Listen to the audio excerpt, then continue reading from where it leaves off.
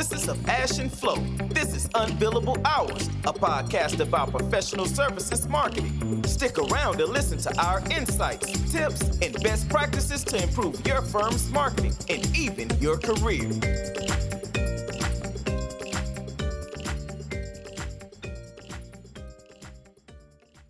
Yeah, let's start this. Welcome back from the summer break, Ash. You mean the ongoing break? The ongoing summer break. We took a little pause there with the episodes. People might have noticed, but now we're back and we're doing another episode, I think. Mm-hmm. And this one is somewhat inspired from someone sent me a question through some of the social channels, and they essentially asked, if you were a beginner, what sort of processes, frameworks, checklists, whatever, like which tools should you put in your toolbox in order to be able to be effective and be seen as doing a good job? So I thought we'd discuss that. I don't know how specific you want to get, or if you have any tools to share or stuff to put in the show notes, but I think we should just run through let's give them a things structure. to consider. Yeah, given the fact that we are talking about process and framework, let's give them a framework of how this works. I think that works. Yeah. I mean, the first thing is, I always harp on about stakeholder management, but the thing is, when you are brought into the marketing function, coming into marketing, 90% of the time, they have some form of strategy. They must have had basic alignment that this is what we're going to do, and they have some strategy, and then they call you in and say, hey, we've got some work here. We need some help with messaging. We need some help with some content. And that's where you just take a pause and try to understand who you're talking to with the audience and build your stakeholder in the back end to understand which stakeholders that you are your reference, all your inputs, and which stakeholders are for all your outputs, and then build that entire map before you get into some serious strategy planning. What do you think? I think that's spot on. I think that would have been my first recommendation also. So if you build out a list of checklists or process or whatever, just Google stakeholder management. I don't know, there's a bazillion websites out there on project management and how you do that. And just like you said, build a plan for how to identify key stakeholders, how to, sort of map them, group them, whatever, and then how to engage them in some sort of communication frameworks. And we shared some of that stuff, right, Ash, on one of the previous episodes. But I'd agree that's the first thing, because you need that for everything. Yeah, like you said, like your role overall, yes, but also for just that one tiny event project you're supposed to do in the fourth quarter. You should always start, as we've said a million times, you should start with stakeholder management. So that means, have a process. One sec, Flo. How you do that. On that specific thing of stakeholder management, just taking it one step back and one level up, you need to know what is your foundation question. What are you trying to solve? Yeah. Once you have that question of what are you trying to solve, you can get into the stakeholder mapping, because your stakeholder map helps you identify the people for that solution. Do not try and it's like when you write a dissertation, you're not trying to go and solve world hunger. You are trying to solve a simple thing of how will I feed this one homeless person that I've seen on the street. Yeah. That's like a starting point. Yeah. So stakeholder management. And then I think that's where, once you've got that, that's where now you get the strategy input from your key stakeholder, and you start building it out.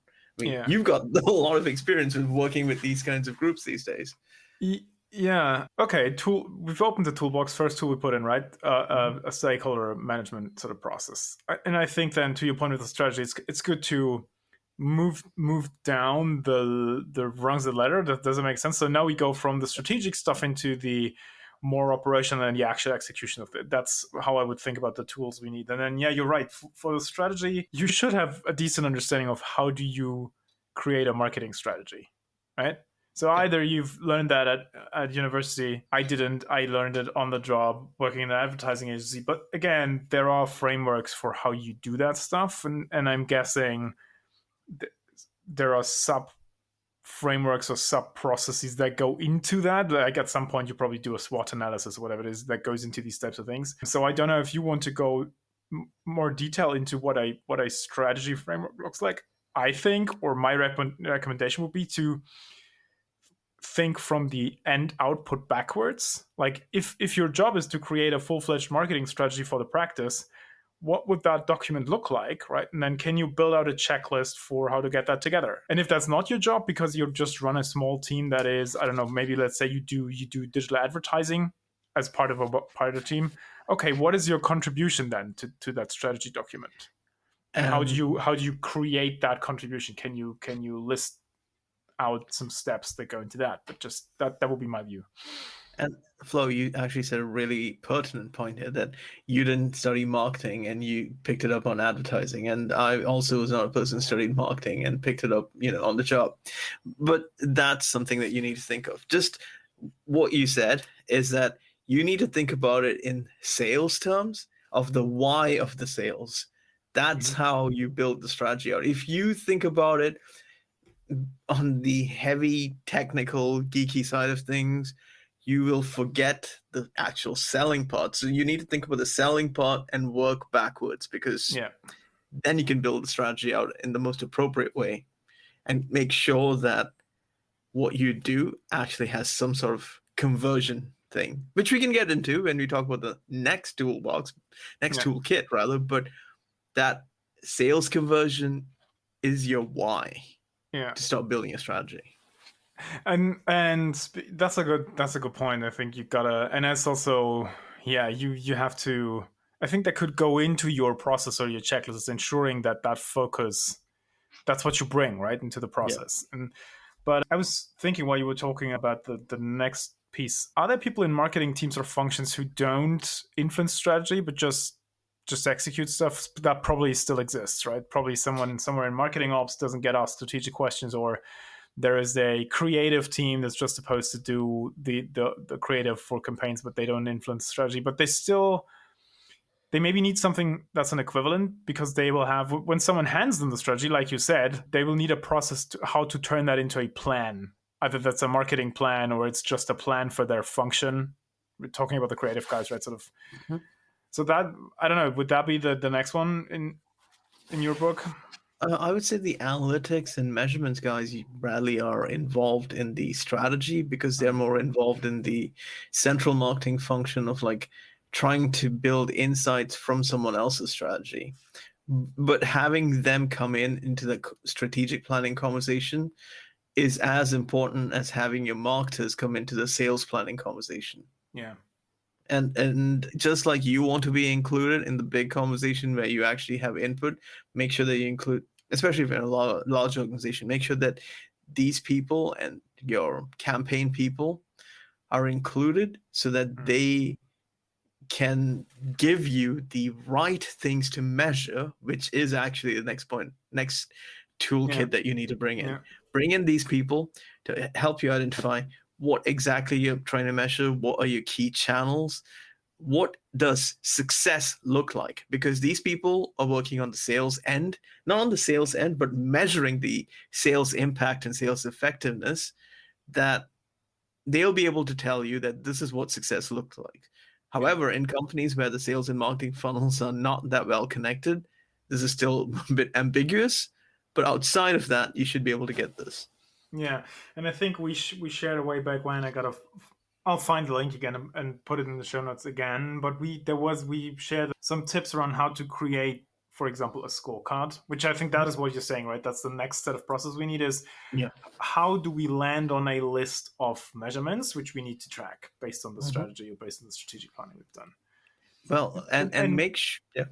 Sorry, I just wanted to say, and if people listening think that that's sort of obvious, then why would you even build a checklist or write that up? Well, because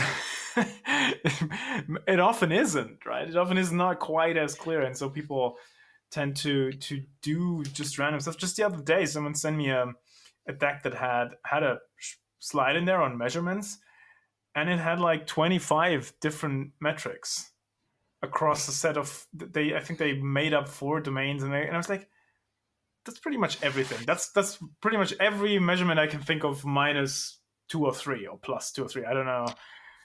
that's not how you should be, Occam's razor and all that stuff. You should have a process to really land on meaningful measurements, and those should be those you need and not much more. I don't know if that makes sense. So it's good to think that stuff through and do write down a process so that if you're not there, or if someone junior in your team needs to do it, you still ensure that there's a certain quality, because it's obvious to you and it's in your head, but still worthwhile writing it down. That will be my yeah.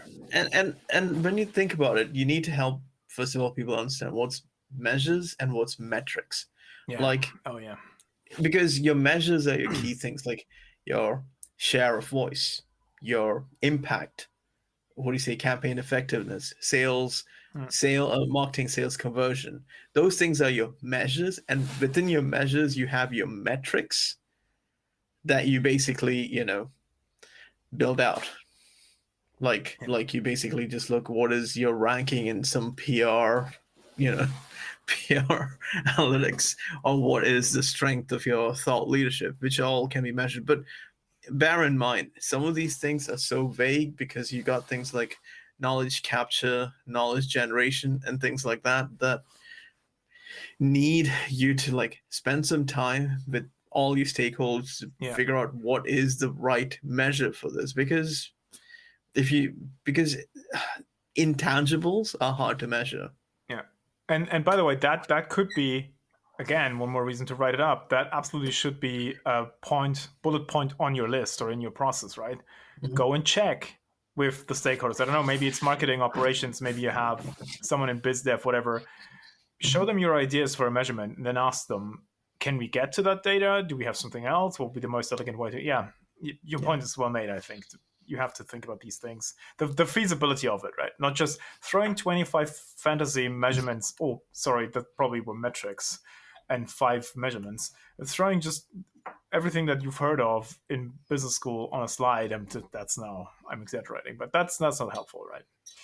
Yeah. So and then once you've got all of this, you can start setting out a playbook. Yeah. Like you can say, these are our key things that we are talking about. This is what success looks like and how we measure success. And these are the outputs. If you want to get all these things done, here are some processes to flow. Yes, processes within processes. Yeah. That you need to basically flow. Flow. You know how it goes, right? You have to get these processes done right so that people follow specific guidelines to get it right. It's like it's like one of those join the dot coloring books. Yeah. You got to color within the lines to make it look pretty. Ultimately, it's not that you can't go outside the lines. You totally can, but then there's no point in measuring, and your entire strategy is out the window. Yeah. Go on. And to your point about going beyond the lines, I mean, this idea of the playbook, like sort of almost compiling all the things you've defined before, and here's how to work with us type of book.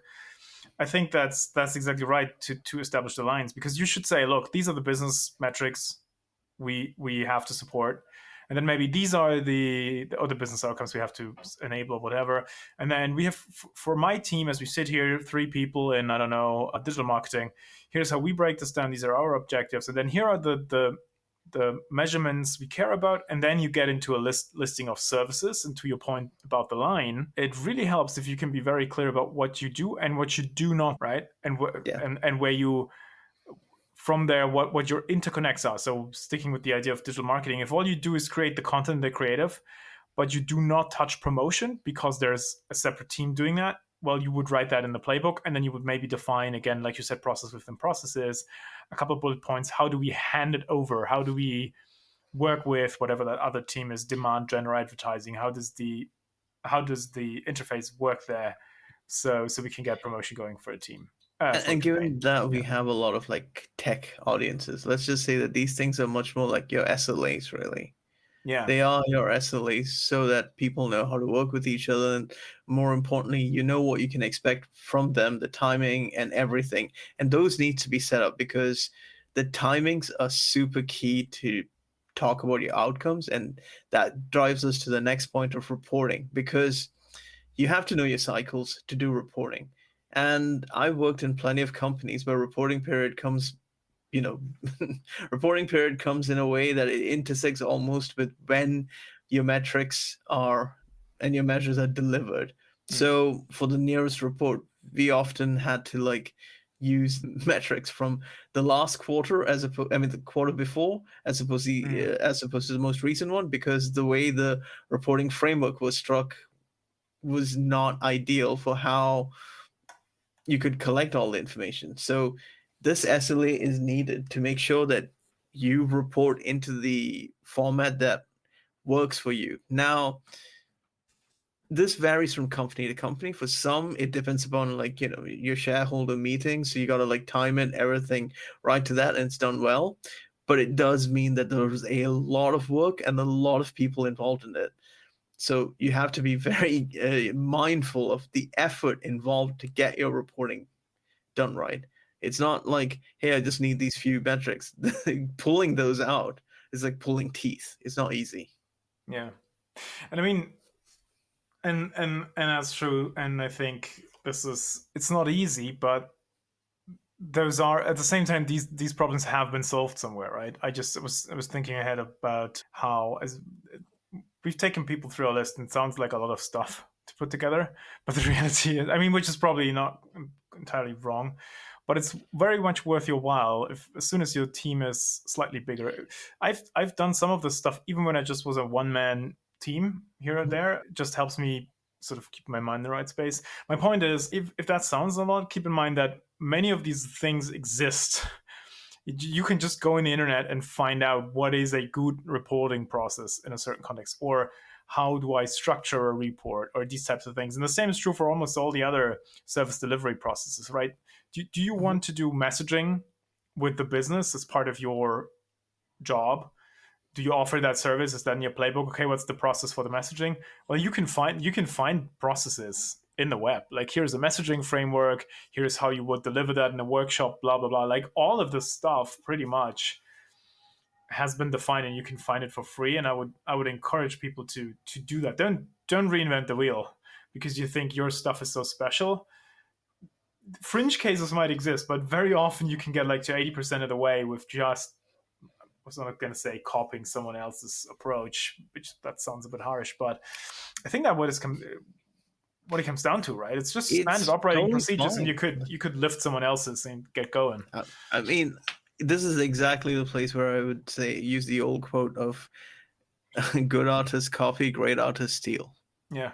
This is where you can literally look at look at how someone is measured, look at how someone's set up their metrics, see what of their setup matches what you need, take it, build your own stuff out of it, maybe make another reference to something else and build something out. There are plenty of models that already exist, but you can always find a model to start from. You don't need to start from scratch entirely, but you do need to make sure that whatever model you use matches your strategy and matches what your sales intention is.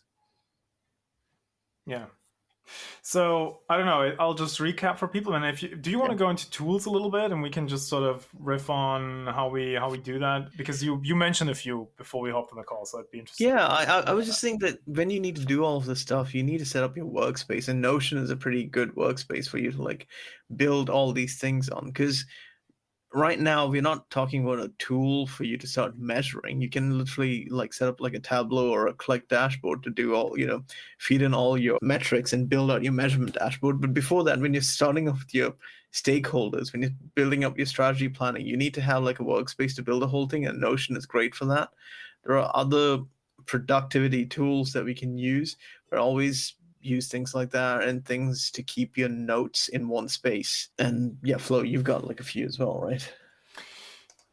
Yeah, so I was thinking about so Notion is an extensive note-taking app that helps you. It's almost it does wiki stuff, but it's more flexible in terms of structuring it, right? You can essentially sort of put interactive books up, meetings, all that kind of stuff. And that is great. I've done similar things, so just defining processes and sort of connecting them to each other using what's the app again? Microsoft. Is it Notes? Like what's the OneNote? OneNote, yeah, thank you. The Note app. So that is actually quite cool because you can link between documents and all that stuff. That can be interesting. I've also done that because so many companies run on Microsoft. Used Teams, which has Teams does come with an app that it's called Planner, and Planner allows you to use a sort of Trello-like or Kanban-like column views to organize stuff. And what's interesting there is that you can tasks become little cards.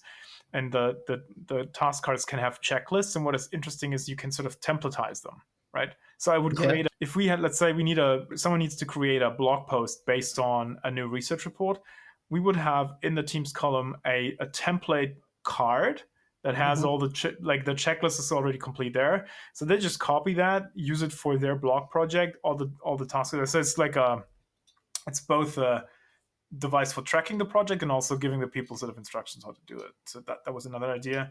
And then I am right now for our own company trying, because I like to play with this stuff, there are some dedicated cool tools which I'm looking into. One that's called Process Street, and there's another one which is called probably Process Kit. Those allow you to define these processes again in checklist form.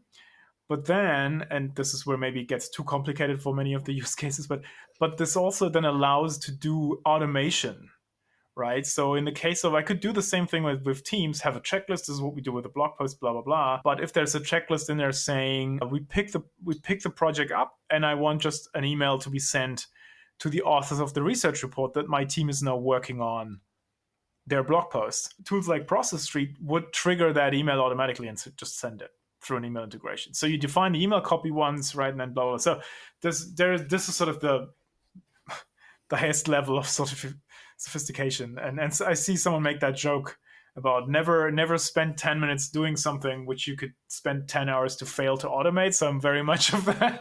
I'm very much of that persuasion. So I'm tinkering with these types of tools at the moment. And while you were talking, I was also looking up some of the things that I'd used, and I realized that actually HubSpot's got a bunch of like tools that you can combine for multiple purposes these days, including like a time tracker, which if you're an independent person working or if you're working in a team is actually quite helpful, because one of the things that it does, if I remember right, is it allows you to take screen grabs of a state of what you're doing so that you can literally compare what, where you were and where you are in terms of a project. Yeah. And I think, I mean, there's so many tools out there and so much stuff that explodes. I think literally what it comes down, you could do it with pen and paper. What it comes down to is have the discipline to apply it to define stuff up front, and then also have the discipline to apply it as the projects come in, right? Don't skip on the stakeholder management. Just don't. And then the last bit would be, if you have those tools and stuff, it makes it easier to share and improve and scale those processes across the team. Okay, cool. And also for reporting. Yeah, also for reporting. And it makes it really easy to, if someone from the business comes to you and says, can we get messaging help from you? How would you do that?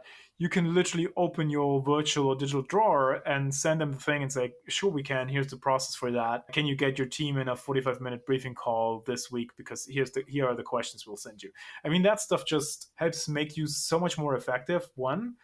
But two, this goes to the positioning of marketing inside the firm. My experience is it makes you, people just see you as a professional, and it increases your reputation. Because we work with consultants, and consultants love frameworks, right?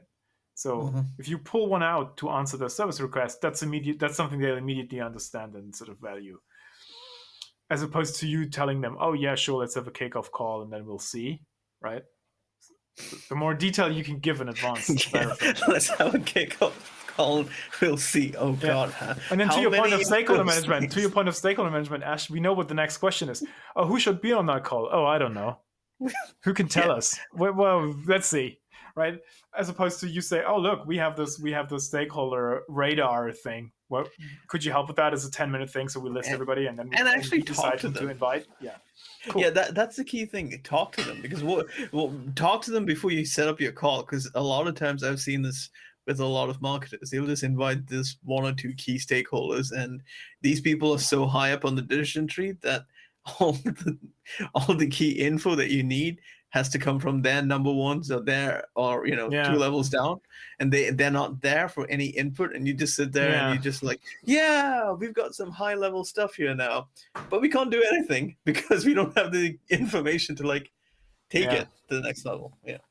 And by the way, the immediate disrespect for you. You invited them for a half an hour of waste of time for everybody, right? So, I think that's it. And I would just, if any listeners volunteer to share their processes and the tools they use, I'm always interested in getting better at that bit. And I'll freely admit to maybe spending too much time and overdoing it with like process software and stuff, which I think you and I discussed this earlier, right? There is a point of diminishing returns on that stuff.